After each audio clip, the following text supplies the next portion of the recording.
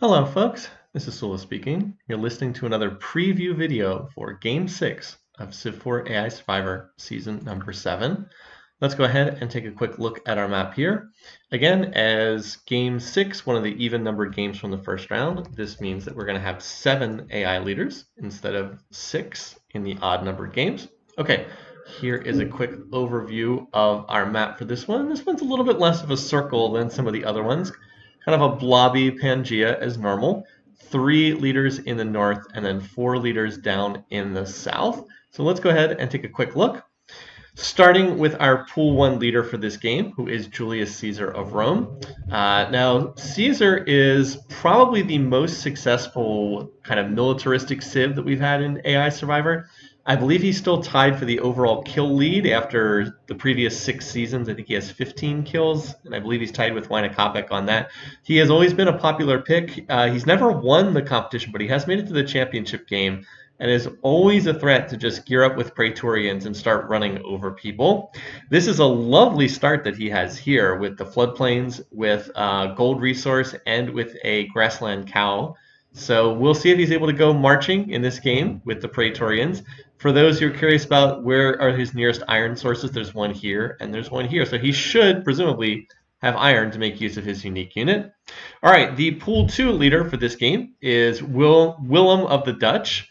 Did a single-player game with him on livestream relatively recently because our son is also named William for different reasons, not after the Civ4 leader.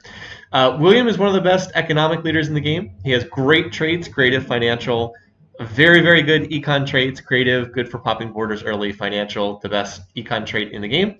He's also drawn, again, a very nice looking starting position here. He's got a wet corn, he has marble at the start, although sometimes that can be a bad thing for the AI. Also has a copper nearby that'll probably be grabbed by his second city. I'm going to guess his second city is probably going to go up here. Biggest issue for Willem is he infamously does not defend himself very well. He often refuses to research rifling tech. So will that happen in this game? That's kind of the big question, because from an econ perspective, this is some very lush terrain, but can he defend it? Who knows? All right, going to the unseeded leaders now. We're going to skip up here to Brennus of the Celts. Brennus, spiritual charismatic. He's kind of I'd say you put him in the militaristic leader bucket. There's a number of leaders that are like militarism plus religion, and he's kind of one of them, along with like Saladin and I don't know, to some extent Isabella, although he doesn't care that much about religion. As one of the civs, is there anyone else who starts with mysticism? Saladin also starts with mysticism. So he will probably found one of the 2 religions. Brennus will likely get one, Saladin will get another, and then they will likely clash with one another. A lot of floodplains here, so a heavy food start, but maybe not quite so much production. All right, let's keep going down the list. Our next unseeded leader is Darius. Now, if there's one leader that has better econ traits than Willem, it might be Darius. Financial, organized traits. That said, Darius has disappointed many, many, many times in the past. He's often had some good starting positions, and his AI personality just does not seem to be very dynamic. But this is a truly lush starting position. I mean, Caesar and Willem had good positions. This one is probably even better. It's a double gold resource start with a wet corn, and then with a excuse me, with a grassland pigs and a plains horse. The starting techs for Persia are agriculture hunting, so it is very easy to go on to animal husbandry from here. You actually get double prereq bonuses on the tech tree. Agriculture hunting, you actually get to have a very cheap animal husbandry. So all the start really needs is animal husbandry plus mining, and he's off and rolling. Also is the most isolated starting position on the map, so that might cause people to want to pick Darius, but as said, he has disappointed us before in the past. All right, other leaders remaining in this game. Boy, this is a big game on capitals that start with gold resources. Up here, we have Mehmed of the Ottomans. Mehmed actually has won a season of Civ4 AI Survivor. He's actually only won a single game ever, but it just happened to be the championship game in Season 5. He's another one of these leaders who is militaristic, but not insanely militaristic, not in like the Montezuma mold.